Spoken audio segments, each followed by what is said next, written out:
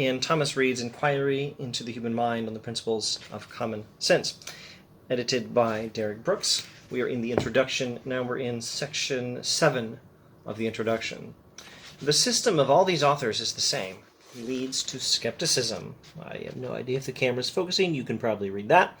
The system of all these authors, which authors? Descartes, Malebranche, Locke, Berkeley, Hume. The philosophical systems of all these guys is the same, and it leads to skepticism. Descartes, Malebranche, Locke did not go to skepticism. Berkeley and Hume did.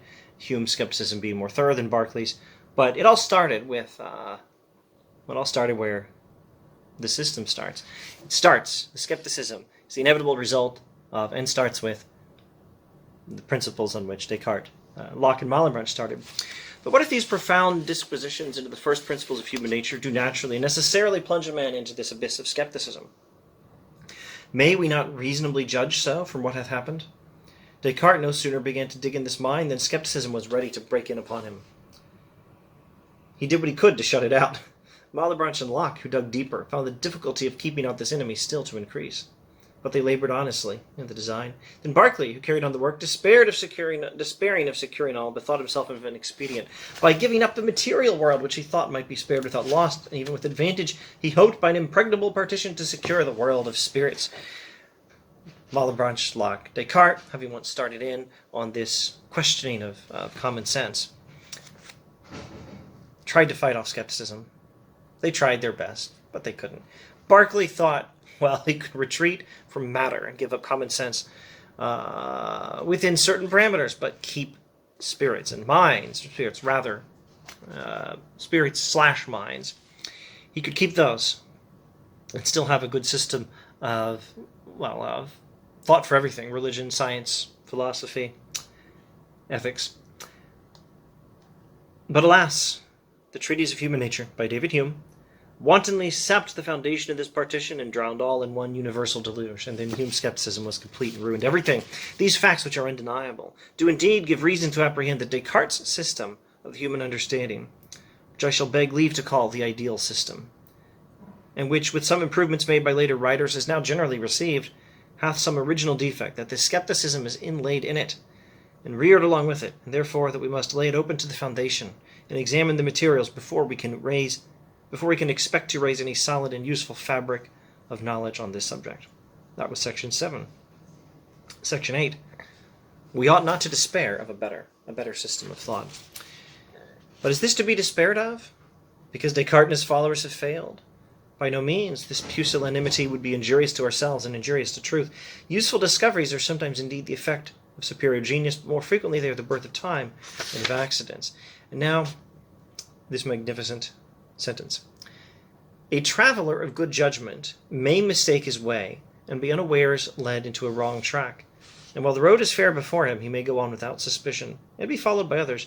But when it ends in a coal pit, it requires no great judgment to know that he hath gone wrong, nor perhaps to find out what misled him. Perfect metaphor for the whole Reidian critique of the modern philosophical systems that had come before him, or modern philosophical system. He says system in singular. You don't have to necessarily be able to explain what went wrong, and you don't have to necessarily be expected to have known when you went wrong, but you can know you've been traveling on the wrong road when you end up in a coal pit. Let's modify the thing. Let's see. Let's say you end up in a swamp. If you're walking somewhere and you find yourself lost in a swamp, you can be sure that you took the wrong road somewhere back there. And this will give you a chance to maybe figure out where you went wrong. That's what we should do with philosophy. Skepticism, that's the coal pit. Hume is the coal pit of philosophy. Hume is, I prefer to say swamp. Hume is the swamp of philosophy. Hume is the skepticism that these principles led us to. We should never have adopted the principles, but now we can go back and figure out exactly which principles are we talking about. That's what we have to figure out. We can now go back and figure out exactly where things went wrong. Skipping a bit. If philosophy, we're now at the very end of the intro to the book. If philosophy contradicts herself, befools her votaries, and deprives them of every object worthy to be pursued or enjoyed, let her be sent back to the infernal regions, from which she must have had her original infernal regions. Okay. At the risk of making a generally G channel sound a little more PG or PG-13, I think you could paraphrase what he is saying as, if this is what philosophy does, she can go to hell, where she must have come from in the first place. But Reid is not this critical of philosophy. This is an if. He's saying if that's what philosophy does, if that's all that philosophy does. But is it absolutely certain that this fair lady is of the party? Is it not possible she may have been misrepresented? Is it not possible that philosophy can do better? Have not men of genius in former ages often made their own dreams to pass for her oracles? Fools, well, men of genius, but perhaps foolish men of genius, have in the past made their own dreams pass for the oracles of philosophy. Ought she then to be condemned without any farther hearing? This would be unreasonable. I have found her in all other matters an agreeable companion, a faithful counselor, friend to common sense and to the happiness of mankind.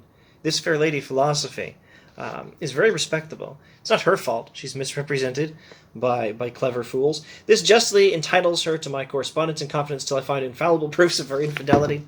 He's going to trust philosophy and try to do better with philosophy. Reid, sorry, I have a capital R in my annotations. Reid has found philosophy a faithful friend in other matters. He wants to separate philosophy from the current errors that pass for the name of philosophy. He wants to extricate philosophy from its current dire straits. And again, that's going to mean going back and finding the mistakes the modern system of philosophy has gone in for, which have led it to this Humean skepticism.